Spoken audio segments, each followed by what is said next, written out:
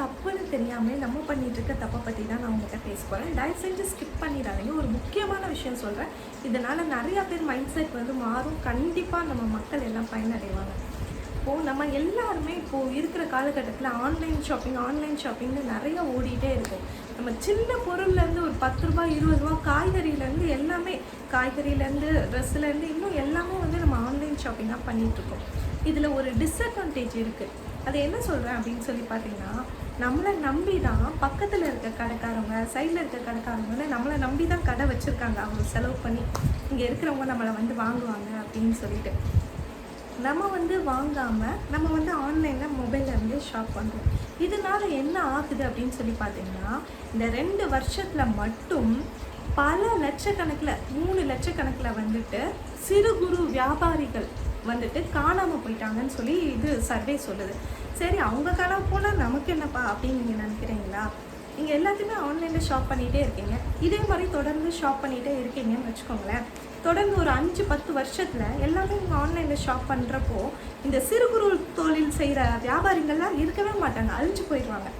So அவங்க எல்லாம் போனதுக்கப்புறமேட்டுக்கு ஒரே ஒருத்தன் தான் இருப்பான். அவன் தான் கார்ப்பரேட்.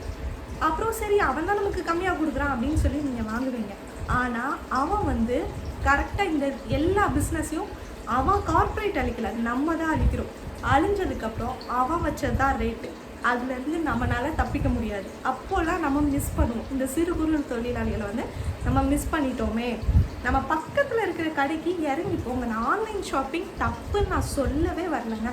ஆன்லைனில் ஷாப் பண்ணுங்க, தப்பு இல்லை தான். ஆனால் பக்கத்தில் இருக்கிற கடைங்களுக்கு இறங்கி போய் வாங்குங்க. ஒரு பொருள் உங்கள் வீட்டுக்கிட்ட இல்லையா, அதை ஆன்லைனில் ஷாப் பண்ணுங்கள். ஆனால் நீங்கள் சொல்கிறீங்க பார்த்தீங்களா, ஆன்லைனில் கொஞ்சம் கம்மியாக கிடைக்குது, இவங்ககிட்ட அதிகமாக இருக்குதுன்னு சொல்லிட்டு. ஒவ்வொரு டிஸ்ட்ரிக்குக்கும் டேக்ஸ் ரேட்டுன்னு ஒன்று இருக்குது. அங்கே இருக்கிற பொருளாதாரம் இருக்குது. இப்போ சிட்டிலனா ஒரு ரேட் இருக்கும், வில்லேஜ்லனா ஒரு ரேட் இருக்கும். ஏன் அப்படின்னு சொல்லி பார்த்தோன்னா, நமக்கு அந்த டேக்ஸ் ரேட்டு, கரண்ட் பில்லு அப்படி இப்படின்னு நிறைய செலவுகள் இருக்குது பின்னாடி. இதை பற்றி பேசினா லென்த்தாக வீடியோ போகும்.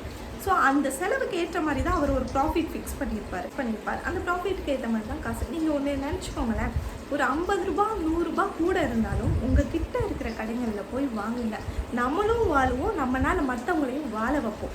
நமக்கு இப்படியே வந்து நம்ம வந்து இன்றைக்கி நினைக்கிறீங்க, இங்கே இவ்வளோ கடை இருக்குது ரோட்டில், இந்த கடையெல்லாம் போயிட்டா நம்ம ஏரியா எப்படிங்க இருக்கும்? நம்ம இருக்கிற ஏரியா நீங்களே கொஞ்சம் யோசிச்சு பாருங்கள். போனதுக்கப்புறம் வருத்தப்பட்டு என்னங்க பிரயோஜனம்? அதே மாதிரி நிறைய இன்றைக்கி ஹோல்சேலர்ஸ் வந்துட்டு ரீட்டைல் வியாபாரிகள்லாம் வாழவே கூடாதுங்கிற மாதிரி வந்துட்டாங்க. எப்படின்னா, ஒரு 100 ஹோல்சேல் வியாபாரிங்க இருப்பாங்கங்க, 10,000 ரீட்டைல் வியாபாரிங்க இருப்பாங்க. அவர் வந்து இப்போ ரீட்டைல் ஹோல்சேல் விற்கிறவர் என்ன வந்துட்டாங்கன்னா, நம்ம டேரெக்டாக கஸ்டமர்ஸ்க்கே சேல் பண்ணுவோம். எதுக்கு அந்த ரீட்டைலருக்கு சேல் பண்ணணும்னு சொல்லிட்டு ரீட்டைலருக்கு வந்துட்டார். அந்த ரீட்டைலர் வைக்கிறவர் வாங்குறதுலேருந்து ஒரு 20-30% ப்ராஃபிட் வைப்பார். எப்படின்னா, நம்ம இதை பொறுத்து, அவங்க ஏரியாவை பொறுத்து, நான் முன்னாடி சொன்ன மாதிரி. அப்போ அவர் வந்து ப்ராஃபிட்டே வைக்காமல் எனக்கு டேரெக்டாக அந்த மேனுஃபேக்சர்லேருந்து கிடைக்குதுன்னு நீங்கள் நினைக்கிறீங்க.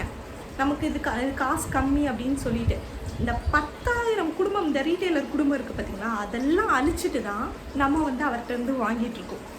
அதில் ஒரே ஒருத்தன் மட்டும்தான் வாழ்கிறான். அந்த 100 குடும்பம் மட்டும்தான் வாழுது. அந்த 10,000 குடும்பத்தை நம்ம அழிச்சிடுறோம். இதனால கஷ்டம் நமக்கு மட்டும்தாங்க. என்றைக்குமே நம்மளும் நல்லா இருக்கணும், நம்மளை சுற்றி உள்ளவங்களும் நல்லா இருக்கணும் நம்மளால் அப்படின்னு சொல்லி நினைங்க. அதுக்கப்புறமேட்டுக்கு நீங்கள் ஆன்லைன் ஷாப்பிங்லாம் பண்ணி மற்றவங்கள வாழ வைங்க. இன்னொன்று என்ன அப்படின்னு சொல்லி பார்த்தீங்கன்னா, இந்த ஆன்லைன் ஷாப்பிங் வந்து நம்மளை சோம்பேறியாக தான் இன்னும் ஆக்கிக்கிட்டு இருக்கு. நீங்கள் வேலையே செய்ய வேண்டாம், எல்லாம் உங்கள் கைக்கே கிடச்சிடும்ட்டு. இதனால உங்கள் ஃபிசிக்கல் ஹெல்த் பாதிக்கப்படுது. முக்கியமான விஷயம் இது. எப்படிங்க நான் ஆன்லைன் ஷாப் பண்ணுறதுனால என் ஃபிசிக்கல் ஹெல்த் எப்படி பாதிக்கப்படும்? நீங்கள் ஏன் தேவையில்லாமல் போய் எக்ஸசைஸ் அது இதுன்னு சும்மா நீங்களாக போய் பண்ணுறீங்க? ஏன் நீங்கள் ஃபிசிக்கலாக எந்த ஒரு வேலையும் உங்களுக்கு கொடுக்குறதில்ல. எல்லாமே இன்றைக்கி மிஷின் வந்துருச்சு, எல்லாமே இது வந்துருச்சு. நம்ம நடக்கிறதும், பக்கத்தில் இருக்கிற கடைக்கு நடக்கிறதும் ஒரு சின்ன ஃபிசிக்கல் வேலை. ஸோ நம்ம பக்கத்தில் கடைக்கு நடக்கிறப்போ ஃபிசிக்கலாகவும் நம்ம நல்லா இருக்கும், மென்டல் ஹெல்த்தும் ரொம்ப ஸ்ட்ராங்காக இருக்கும். நீங்கள் வீட்டுக்குள்ளேயே இருந்து எல்லாம் வாங்குறப்போ வந்து உங்கள் மென்டல் ஹெல்த் அந்தளவுக்கு ஸ்ட்ராங்காக இருக்காதுங்க. ஏன்னா நீங்கள் வெளியில் 4 இடங்கள் பார்க்குறப்போ, அந்த வெளிக்காற்று வாங்குறப்போ நம்ம அந்த ஃப்ரெஷ்னஸ் அடைவோம் பாருங்கள். நீங்கள் கொஞ்சம் பாஸ்டில் போய் நம்ம ஃப்ரெண்ட்ஸோடு போய் நம்மளாக தனியாக போய் பர்ச்சேஸ் பண்ணது, ஆன்லைன் ஷாப்பிங் இல்லாமல் பர்ச்சேஸ் பண்ணது, இதெல்லாம் கொஞ்சம் நினச்சி பாருங்கள். பக்கத்தில் இருக்கிறவங்ககிட்ட பேசுவோம், அப்படி பேசாட்டி வெளியில் ரிலாக்ஸாக நடந்து போயிட்டு வந்தோன்னு ஒரு சந்தோஷம் உள்ளே கிடைக்கும். அதெல்லாம் ஆன்லைன் ஷாப்பிங்கில் கிடைக்காதுங்க. நானே சில நேரம் ஆன்லைனில் தான் பொருட்கள் விற்கிறேன், இருந்தாலும் ரெக்கமெண்ட் பண்ணுறதே இல்லைங்க. தேங்க்ஸ் ஃபார் வாட்சிங். வீடியோ பிடிச்சிருந்தா மறக்காமல் லைக் பண்ணி சப்ஸ்கிரைப் பண்ணிக்கோங்க. Bye from Gayathri. டாடா.